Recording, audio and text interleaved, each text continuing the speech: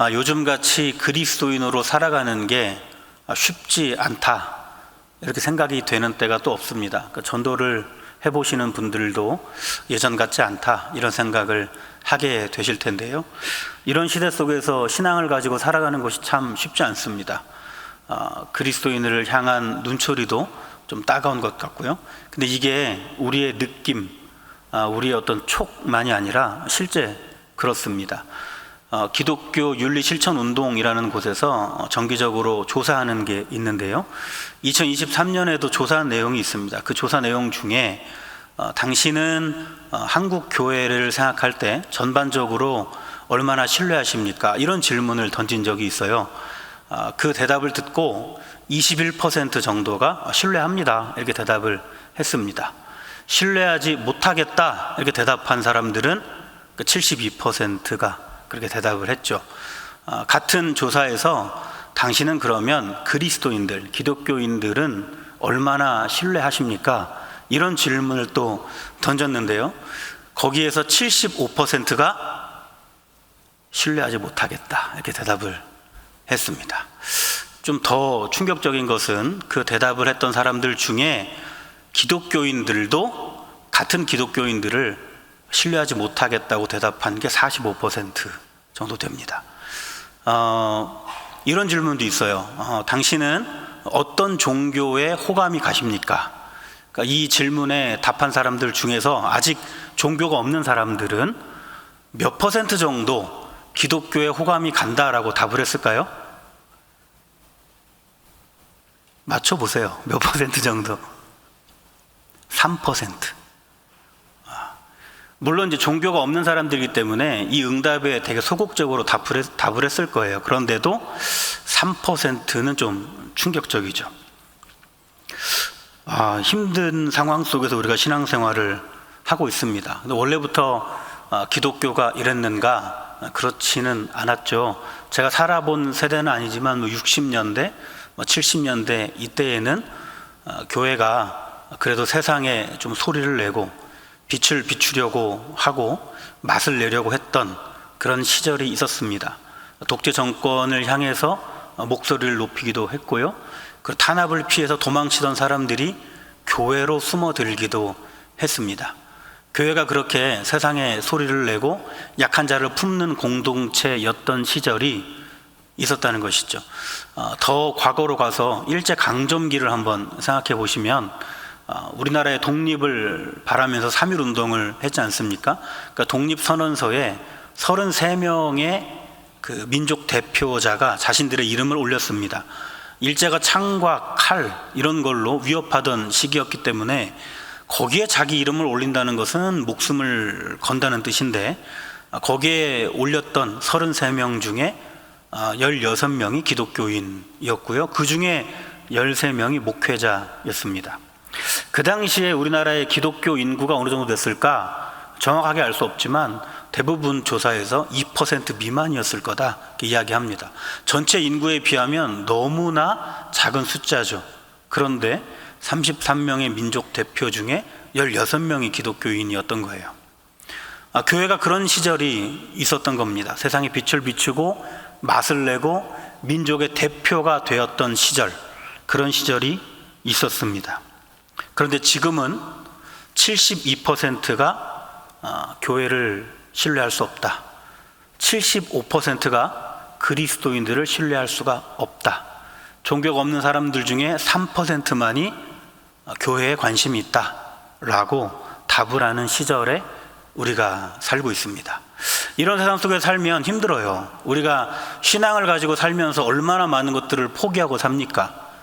얼마나 많은 것들을, 신앙이 없는 사람들은 신경도 쓰지 않는 것들을 우리가 힘들게 하면서 삽니까? 그런데 세상은 우리 그리스도인들을 이렇게 신뢰하지 않고 교회를 신뢰하지 않고 있습니다. 이런 세상 속에서 신앙을 붙잡고 살아가다 보면 실망스러울 때가 있어요.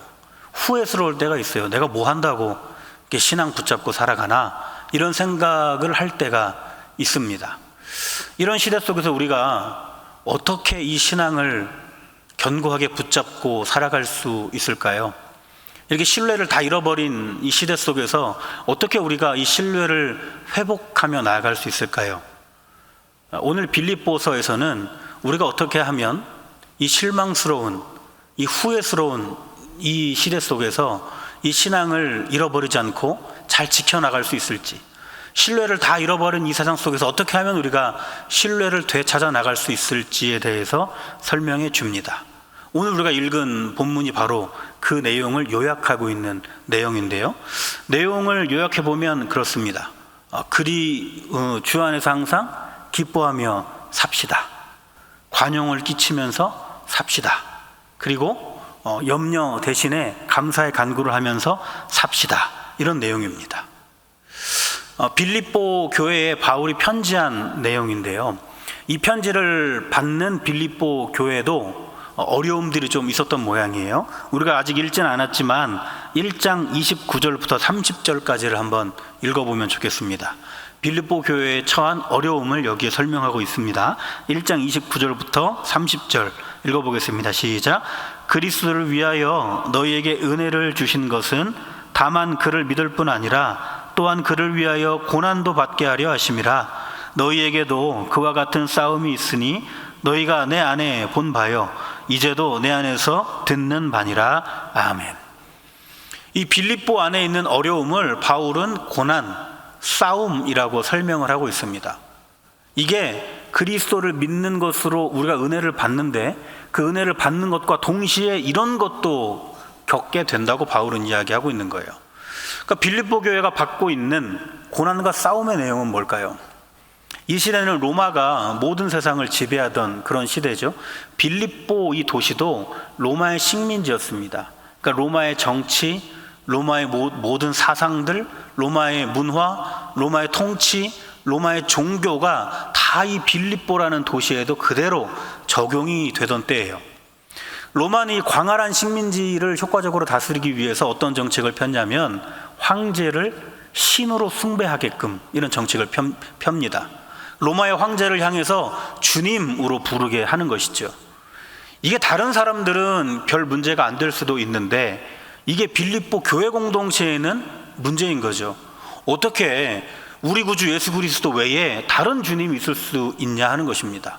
빌립보 교회는 이 정책을 따를 수가 없는 거예요. 그러다 보니까 빌립보 교회는 로마 당국으로부터 엄청난 핍박, 박해, 차별을 받게 됩니다. 이게 우리가 생각하는 그냥 좀 불편함 이 정도가 아니라 생존을 위협하는 그런 어려움들이 빌립보 교회에 임했던 거예요. 바울은 이것을 고난이다, 싸움이다 그렇게 말하고 있습니다. 보통 이렇게 외부에서부터 어려움이 오면 교회 내부는 결속하기 마련인데 안타깝게도 빌립보 교회는 내부에도 문제가 좀 있었습니다. 4장으로 한번 가보세요. 빌립보서 4장으로 가보셔서 4장 2절 한번 읽어보도록 하겠습니다. 시작. 내가 유오디아를 권하고 순두개를 권하노니 주 안에서 같은 마음을 품으라. 아멘. 내부에서 일어났던 것은 분열입니다. 그러니까 유오디아와 순두개는 지금 우리로 하자면 권사회 회장, 여전도회 회장처럼 교회에 아주 중요한 일들을 맡았던 사람들을 말합니다. 이 사람들이 근데 서로 다른 마음을 품고 있었던 거예요. 한 마음으로 교회를 위해서 봉사하면 참 아름답고 좋은데 유오디아는 유오디아대로, 순두개는 순두개대로 각자 자기가 생각하는 방식이 다 있었던 것이고 그 방식대로만 일을 하려고 했던 겁니다. 그러다 보니까 당연히 마찰이 일어나고 거기서 갈등이 일어나고 교회 안에 분열이 일어났던 거죠. 바울이 유오디아와 순두개라는 이름을 이 빌립보서에 탁 적어놓은 것을 보면 이 둘로 인한 분열이 참 심각했다라는 것을 알 수 있습니다. 그러니까 빌립보 교회가 이렇게 외부에서부터도 어려움을 겪고 있었고 내부에서도 이런 어려움을 겪고 있었던 거예요. 이런 빌립보 교회에 바울이 편지한 내용, 그 중에서 우리가 읽은 4장 4절부터 7절은 이런 어려운 이 시기를 어떻게 극복할 것인가에 대한 설명이 나와 있습니다. 우리 4장 4절부터 7절까지 우리가 아까 다 읽었던 내용인데요, 다시 한번 읽어보면 좋겠습니다. 4장 4절부터 7절까지 말씀을 한 번 더 읽어볼까요? 시작. 주 안에서 항상 기뻐하라. 내가 다시 말하노니 기뻐하라. 너희 관용을 모든 사람에게 알게 하라. 주께서 가까우시니라. 아무것도 염려하지 말고 다만 모든 일에 기도와 간구로 너희 구할 것을 감사함으로 하나님께 아뢰라. 그리하면 모든 지각에 뛰어난 하나님의 평강이 그리스도 예수 안에서 너희 마음과 생각을 지키시리라. 아멘. 그러니까 바울이 하는 권면은 뭐냐면 주 안에서 항상 기뻐하라. 그리고 너희의 관용을 모든 사람한테 끼쳐라. 그리고 염려하지 말고 감사함으로 하나님 앞에 아뢰라. 이런 내용이에요. 그런데 좀 이상하지 않습니까? 지금 이 빌립보 교회는 로마 당국으로부터 오는 핍박이 있고 교회 내부 안에서 일어나는 갈등이 있는데 지금 바울은 완전히 다른 소리를 하고 있는 것처럼 보여요. 로마 당국이 이렇게 핍박을 하는구나. 그러면 그 핍박을 이렇게 극복해봐라. 교회 안에 이런 갈등이 있구나. 그러면 그 갈등을 이렇게 해결해봐라. 이런 권면을 해야 맞는 것 같은데 바울은 지금 좀 다른 소리를, 좀 뜬구름 잡는 소리를 하는 것처럼 보입니다. 그런데 바울은 지금 빌립보 교회 안에 있는 문제 하나하나에 대한 답을 해주려고 하는 게 아닙니다. 이 문제에 대한 해결을 주려는 것이 아니라 보다 근본적인 해결책을 주려고 하는 거예요. 우리가 살아가다 보면 여러 가지 상황과 형편을 만나지 않습니까? 그러다 보면 우리가 잊어버리기 십상인 것이 뭐냐면 나의 정체성입니다. 내가 누구인가? 나는 그리스도인이죠. 그리스도인으로서의 다름이 내 안에 있는 거예요. 아직 믿음이 없는 사람들에게는 없는데 나에게는 있는 그리스도인으로서의 그 다름이 내 안에 있는 거예요. 나는 그렇게 다른 그리스도인이죠. 그런데 우리가 살아가면서 만나는 상황과 형편에 이리저리 휩쓸리다 보면 나의 정체성을 잃어버릴 때가 많다는 거예요. 바울은 지금 이거를 지적하고 있는 겁니다. 로마로부터 받는 핍박이 참 힘들고 교회 안에 있는 그 갈등으로부터 너무나 힘들겠지만 거기서 정말 중요한 것은 그 핍박을 어떻게 하나하나 대처할까 이게 아니고 갈등을 하나하나 어떻게 풀어갈까 이게 아니라 그 속에서도 내가 누구인지 이 그리스도인의 정체성을 회복하는 게 아주 근본적인 해결 방법이라고 바울은 설명해 주고 있습니다. 우리가 살아가면서 만나는 문제들과 상황들은 계속 변합니다. A라는 문제를 우리가 해결하면 더 이상 우리 인생에 문제가 없습니까? 아니에요. A 다시가 나옵니다. A 다시를 한번 해결하고 넘어가면 A2 다시가 나오는 거예요. 끝없이 우리 삶에는 바꿔가면서 문제들이 일어납니다. 바울은 그 문제 하나하나를 따라가면서 해결하려고 그렇게 생각하지 말라는 겁니다. 그 문제 속에서 우리가 내가 누구인지 그 정체성을 굳건히 해나가는 것이 그게 근본적으로 모든 문제를 해결할 수 있는 방법이 된다고 바울은 우리에게 설명해 주는 것이죠. 바울이 우리에게 설명해 주는 그리스도인으로서의 정체성을 회복하는 방법, 우리가 처한 모든 문제들로부터 우리가 근본적으로 해결책을 얻을 수 있는 그 방법을 오늘 본문을 살피면서 생각해 보려고 합니다. 이것은 단순하게 바울이 빌립보 교회에게만 말하는 권면이 아니에요. 앞서서 말씀드렸지만 이 신앙을 지키면서 살기가 참 어려운 이 시대, 신앙을 가지고 살면서 오히려 실망감이 찾아오고 후회감이 찾아오는 이 시대, 세상에서는 교회와 그리스도인들을 신뢰하지 못하는 이 시대 속에서 우리가 어떻게 중심을 잡고 살아가야 하는지를 권면해 주는 내용입니다. 오늘 본문을 살피면서 나는 오늘 어떻게 살아가야 되는지 생각해 보도록 하겠습니다. 바울이 먼저 하는 권면은 뭐냐면 주 안에서 항상 기뻐하라 이것입니다. 4절 말씀 같이 읽어보겠습니다. 시작. 주 안에서 항상 기뻐하라. 내가 다시 말하노니 기뻐하라. 기뻐하는 거 참 좋습니다. 기뻐하면 사십시오. 이렇게 말하면 우리가 좀 부담이 좀 덜한데 기뻐하라 그 앞에 뭐가 붙어 있어요? 항상. 이래서 우리가 좀 부담스러워요. 우리가 살아가다 보면 기쁜 날이 굉장히 많습니다. 근데 기쁜 날만 있나요? 안 기쁜 날도 많습니다. 어떨 때 보면 안 기쁜 날이 기쁜 날보다 훨씬 많은 것 같다고 느껴질 때도 있습니다. 그런데 어떻게 항상 기뻐하면서 살라고 바울은 말을 하는 걸까요? 이것은 안 기쁜 날에도 억지로 기쁜 척 하면서 살라는 말이 아니에요. 바울이 하고 싶은 말은 우리 안에 기쁨이 있는데 이 기쁨을 우리가 만나는 상황과 형편에 뺏기지 말고 잘 지키면서 살아보자고 권면하는 겁니다. 아직 믿음이 없는 사람들에게는 없는데 믿음이 있는 우리들에게 있는 기쁨이 있어요. 무슨 기쁨이겠습니까? 구원받았다는 기쁨이죠. 우리가 예수님을 믿고 나서 이런 복 받았다, 저런 복 받았다 말 많이 하지만 가장 큰 복 중의 복은 우리가 구원받았다는 복입니다. 이 기쁨이 지금 저와 우리들 안에 다 있어요. 맞습니까? 예, 있죠. 그런데 우리가 이 기쁨을 잘 간직하지 못하고 산다는 거예요. 우리가 살아가면서 만나는 어려운 상황들, 괴로운 순간들을 만나면 우리가 그 상황과 형편에 자꾸 내 안에 있는 이 구원받았다는 기쁨을 내어준다는 말이죠. 바울은 그러지 말자고 이야기하는 거예요. 우리가 만나는 상황과 형편 때문에 내 안에 있는 기쁨 뺏기지 말고 우리가 그걸 잘 지키고 유지하고 살아보자고 말을 하는 겁니다. 이게 항상 기뻐하며 살자는 바울의 권면입니다. 근데 어떻게 우리가 이렇게 살 수 있겠습니까? 그 상황과 형편 속에서 어떻게 우리가 이 기쁨을 뺏기지 않고 잘 유지하고 지키면서 살 수 있겠습니까? 바울이 그 방법도 알려줍니다. 4절 제일 앞에 가서 보세요. 바울은 뭐라고 이야기하냐면 우리가 어떻게 살 때 이 기쁨을 유지할 수 있다고 말하냐면 주 안에서 살 때 우리가 이 기쁨을 지켜낼 수 있고 유지할 수 있다 이렇게 이야기합니다. 주 안에서 산다는 말은 뭐냐면 주님과 동행하는 삶을 이야기하는 겁니다. 주님이 지금도 저와 여러분 가운데 함께 계시는 것을 믿습니까? 아멘.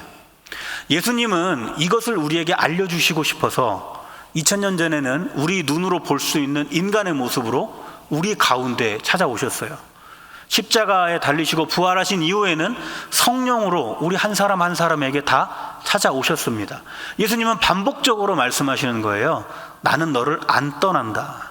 나는 늘 너와 함께 있다. 이것을 예수님은 계속해서 우리에게 설명해 주십니다. 우리가 이것을 기억하고 산다면 내가 지금 주님과 함께 있지. 주님이 지금 나와 함께 계시지. 우리가 이것을 기억하고 산다면 내가 어떤 상황을 만나든지 내가 어떤 형편에 처하든지 내 안에 구원받았다는 이 기쁨을 잘 지켜낼 수 있다는 거예요. 근데 우리가 이걸 왜 잘 못합니까? 나와 주님이 함께 있다는 것을 자꾸 잊어버리기 때문에 그렇습니다.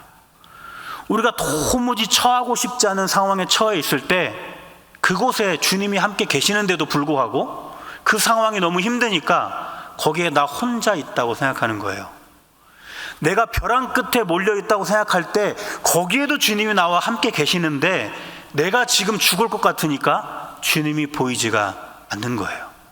그러다 보니까 내가 만나는 그 상황, 형편 속에 내 안에 있는 기쁨을 자꾸 내어주고 산다는 말입니다. 그러나 바울이 이야기해요. 주님은 늘 우리와 함께 계신다는 거죠. 우리가 그리스도인들이잖아요. 그리스도인들의 삶에 혼자라는 것이 있을 수 있습니까? 없어요.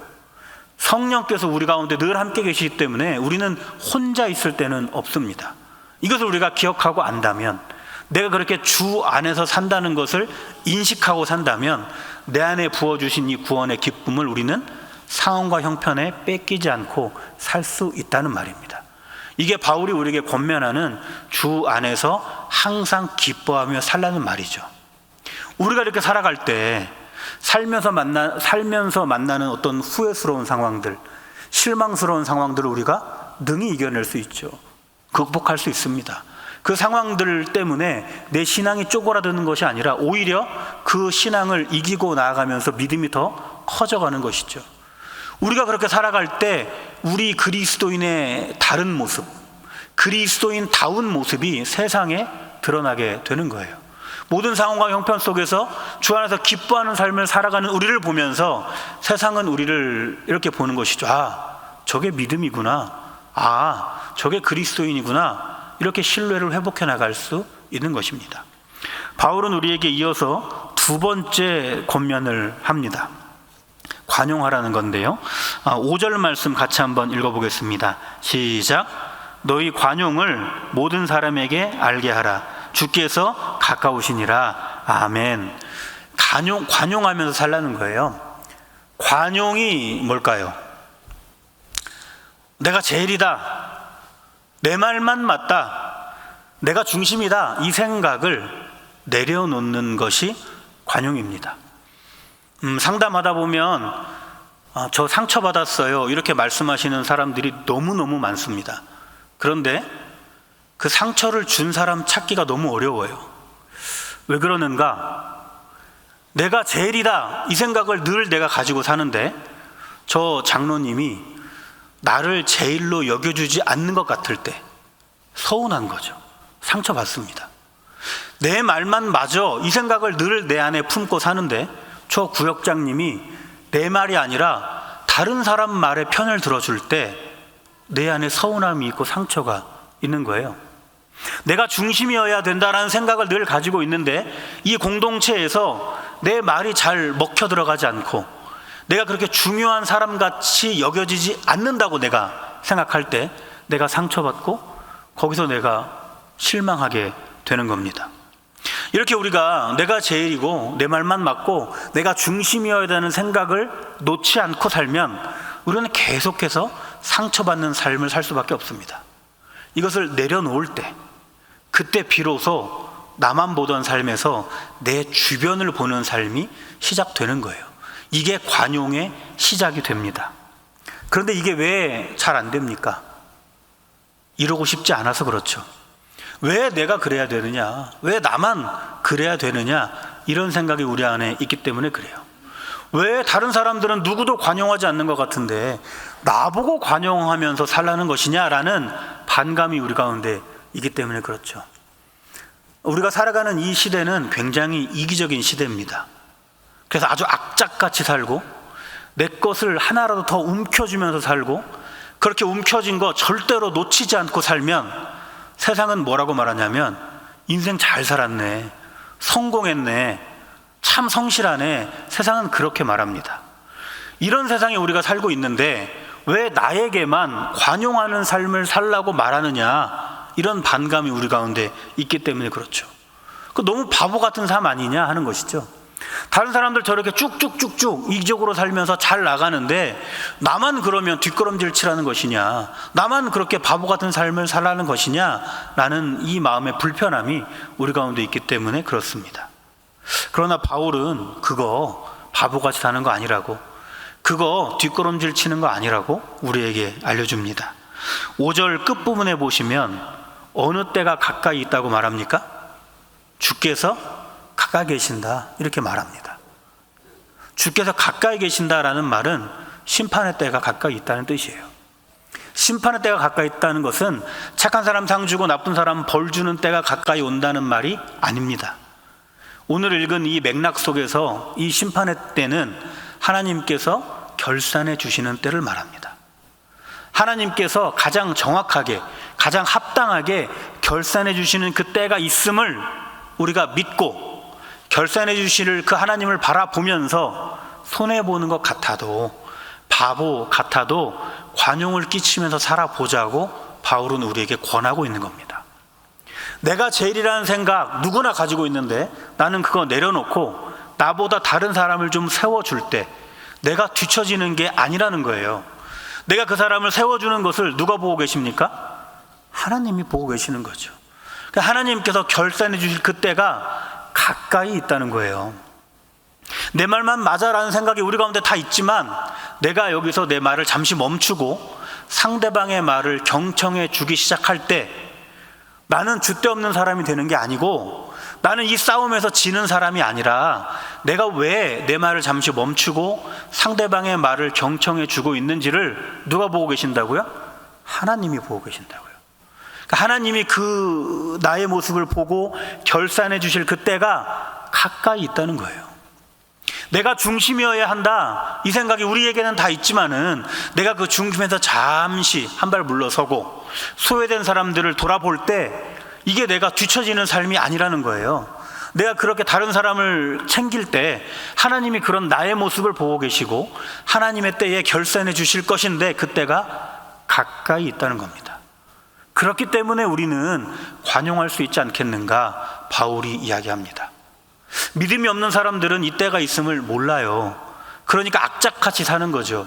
그러니까 이기적으로 사는 거죠. 그래야 잘 살았다고 생각을 하는 겁니다. 그런데 우리는 알잖아요. 주께서 가까이 계시다는 것, 그 결산해 주실 때가 가까이 있다는 것을 우리는 알잖아요. 그러면 우리는 관용할 수 있는 것이죠.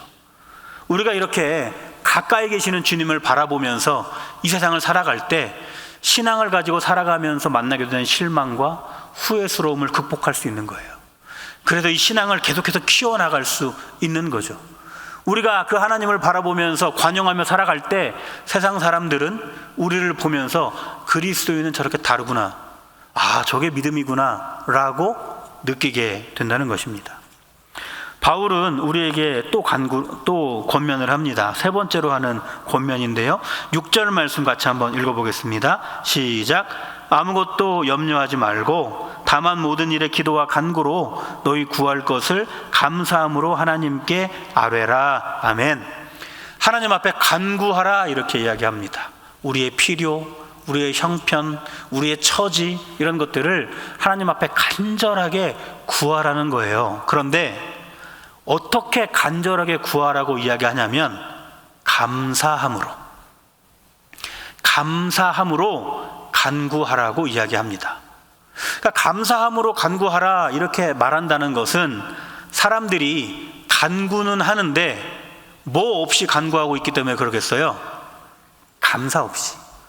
사람들이 나의 형편과 처지를 하나님 앞에 간절하게 구하기는 구하는데 감사 없이 하고 있다는 거예요. 그래서 바울이 얘기해 주는 겁니다.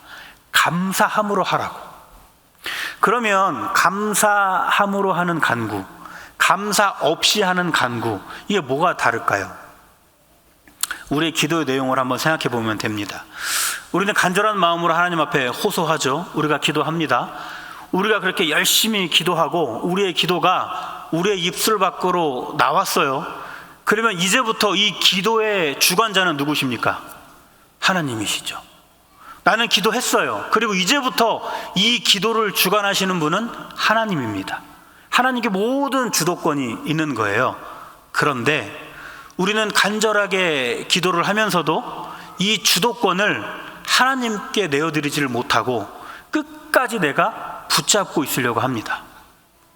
그러니까 우리가 간절하게 기도하면서도 하나님, 제가 이거 가지고 언제까지 또 기도해야 됩니까? 원망하기도 하고, 아니면 하나님, 내가 원하는 이 기도를 내가 원하는 방식으로 내가 원하는 그때에 응답해달라고 하나님 앞에 요구하기도 합니다.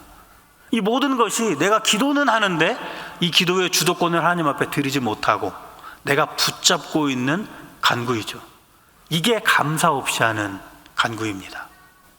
우리가 기도를 했다면 이제 그 기도의 주도권은 하나님께 있는 거예요. 그 기도를 받으신 하나님께서 이제 그 기도를 들으시고 그 기도대로 응답해 주시는 것이 하나님의 뜻이라면 그대로 응답을 해 주실 것이고, 그것보다 또 다른 응답이 더 좋겠다고 생각이 드시면 다른 면으로 응답하실 것이고, 이 기도는 거절하는 것이 맞겠다 싶으시면 하나님은 거절하실 겁니다. 이 모든 주권이 이제 하나님께 있는 거잖아요. 이렇게 하나님께 모든 주권이 있다고 인정하고 기도하는 것, 이게 감사로 하는 간구입니다. 우리 믿음 없는 사람들도 각자 자기들의 방식으로 기도합니다. 자기들이 생각하는 어떤 초월적인 존재를 만들어 놓고 그 앞에 기도하잖아요. 우리가 그 어부들을 한번 생각해 보세요. 용왕에게 기도하죠. 제사를 지냅니다. 정성스럽게 제사를 지내면서 간구하죠. 날씨가 좋아야 되고, 내가 안전하게 항해를 해야 되고, 만선을 이루어야 되고, 또 안전한 가운데 돌아와야 되고, 이 모든 나의 요구사항을 용왕에게 말하는 거잖아요. 내가 주도권을 가지고 하는 간구예요. 그런데 우리 그리스도인들도 똑같이 그렇게 기도하면 안 되겠지 않나 바울이 우리에게 말해주는 겁니다. 우리 그리스도인이라면, 신앙이 있는 사람들이라면 간구할 때 이 주도권을 하나님 앞에 다 맡기면서 하나님을 바라보고 간구해야 된다고, 그 감사의 간구를 해야 된다고 이야기합니다. 그런데 이게 우리가 잘 안 돼요. 우리가 계속 하나님 앞에 간구하면서도 이 기도의 주도권을 내가 못 놔요. 하나님께 드리지를 못합니다. 왜 그럴까요? 7절 우리가 한번 읽어보겠습니다. 아닙니다. 우리가 아까 읽었던 6절 앞부분에 한번 보세요. 앞부분. 우리 가운데 뭐가 많아서 그렇다고 이야기합니까? 염려가 많아서. 우리가 이 기도의 주도권을 하나님 앞에 왜 못 넘겨드리느냐? 염려가 너무 많아서. 여러분, 염려가 뭐예요? 허상이에요. 허상. 염려는 저기 저 먼 미래에 그런 일이 있을지 없을지도 모를, 혹시 있을 것 같은 그 일을 내가 오늘로 다 끌고 와가지고, 내가 오늘 내 어깨에도 짊어지고 내 허리에도 짊어지고 오늘을 고통스럽게 만들어서 사는 게 염려죠. 우리가 하는 염려 중에 거의 대부분은 일어나지 않습니다. 그런데 우리는 그 염려를 오늘로 굳이 끌고 와서 지고 이고 사느라고 하나님 앞에 간구하면서도 감사의 간구를 못하고 있다는 거예요. 이 염려가 어떻게 없는 사람이 있겠습니까? 그럼에도 불구하고 바울이 우리에게 이야기하는 것은 그 염려 가운데서도 우리는 하나님을 바라보아야 한다는 거예요. 염려가 우리 가운데나 문제지 이게 하나님께는 이게 문제겠습니까? 하나님께는 일도 아닌 것이죠. 염려보다 더 크신 하나님이 우리의 하나님이신데 왜 우리가 염려 때문에 감사 없는 간구를 하느냐고 바울은 우리에게 알려주고 있는 겁니다. 그렇게 우리가 염려가 있지만 그 염려 속에서도 염려보다 훨씬 크신 하나님을 바라보면서 간구하며 나아갈 때 하나님이 우리에게 어떻게 은혜를 갚으시는가? 7절 한번 읽어보겠습니다. 7절입니다. 시작. 그리하면 모든 지각에 뛰어난 하나님의 평강이 그리스도 예수 안에서 너희 마음과 생각을 지키시리라. 아멘. 우리 가운데 염려가 있지만 하나님께 모든 기도의 주도권이 있습니다. 이것을 인정하면서 감사로 간구해 나가기 시작하면 하나님은 우리의 어디를 지키신다고 말합니까? 생각과 마음을 지켜주신대요. 뭐로부터 지켜주실까요? 염려로부터 지켜주시는 것이죠. 우리의 생각과 우리의 마음에 염려가 가득했지 않습니까? 그럼에도 불구하고 우리가 하나님을 바라보면서 감사의 간구를 하기 시작하면 하나님께서는 우리 생각과 마음 속에서 염려를 밀어내시고 그 가운데 뭐로 채우십니까? 하나님의 평강으로 채워주신다고 말합니다. 이게 우리가 염려 가운데서도 감사의 간구를 해야 하는 이유입니다. 우리가 이렇게 염려가 많은 세상 속에서 염려에 지배당하지 않고 염려보다 더 크신 하나님을 바라보며 감사의 간구를 해 나갈 때 우리의 신앙이 그 본질을 찾아가고 더 성장해 나가게 되는 것이죠. 염려 속에서도 우리가 하나님 바라보면서 흔들리지 않고 나아갈 때 세상은 저게 그리스도인의 다름이구나, 저게 믿음이구나 라고 알게 되는 것입니다. 신앙을 가지고 살면서 너무도 많은 실망스러운 순간들, 후회되는 순간들을 만납니다. 그럼에도 신앙을 붙잡고자 하는데 세상은 또 교회와 그리스도인들을 신뢰하지 않고 좋은 눈초리를 보내지 않습니다. 이런 시대 속에서 우리는 어떻게 살아가야 할까요? 바울은 우리에게 권면해 줍니다. 그리스도인으로서의 본질을 되찾으라고, 그리스도인으로서의 다름을 회복하라고 우리에게 알려줍니다. 그것이 본질적인 해결책, 문제 해결책이라고 우리에게 말하는 것이죠. 주님은 우리를 떠나지 않습니다. 늘 우리 가운데 함께 계십니다. 내가 비 맞고 있을 때 주님 안락한 곳에 계시지 않아요. 그 비 한가운데 나와 가장 가까이 계시죠. 내가 폭염 가운데 있을 때 주님 다른 곳에 계시지 않습니다. 나와 가장 가까운 곳에 계시죠. 이 믿음을 가지시고 항상 우리 안에 있는 기쁨을 유지하며 사시기를 바랍니다.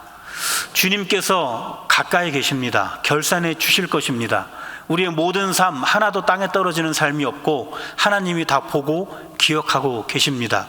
결산해 주시는 하나님을 바라보면서 손해볼 줄도 알고 포기할 줄도 알고 물러설 줄도 알고 그렇게 관용하는 삶을 사시는 우리 모두가 되기를 간절히 바랍니다.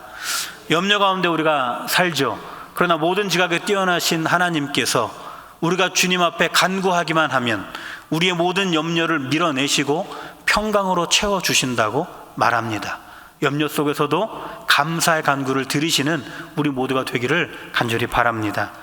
4장 13절 말씀을 읽고 말씀을 마치도록 하겠습니다. 4장 13절입니다. 같이 읽습니다. 시작. 내게 능력 주시는 자 안에서 내가 모든 것을 할 수 있느니라. 아멘. 한 번 더 읽을까요? 내게 능력 주시는 자 안에서 내가 모든 것을 할 수 있느니라. 우리 주님께서 우리에게 이 능력 주십니다. 그리스도인답게 살아갈 수 있는 능력, 그리스도인의 다름을 회복해 나갈 수 있게 하는 능력 우리에게 주십니다. 이 능력 힘입어서 그리스도인답게 그리스도인의 다름을 회복하며 살아가시는 우리 모두가 되기를 간절히 바랍니다.